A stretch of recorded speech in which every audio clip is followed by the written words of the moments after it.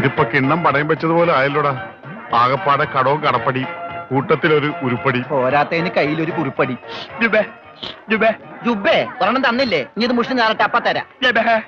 എമ്മക്കെ കയ്യിലുള്ള വോട്ട് പോകാതെ നോക്കട്ടെ. അണ്ണാ കിട്ടി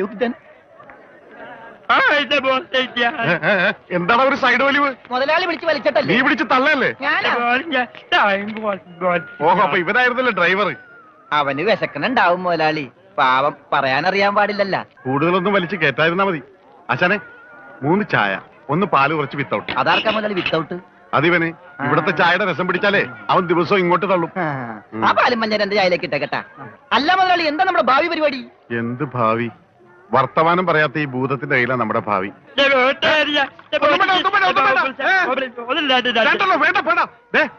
ഉത്സയാണെന്ന് പറഞ്ഞ വെള്ളം കൊടുത്തേക്ക്, പൊട്ടനാണ് മനസ്സിലാവൂല.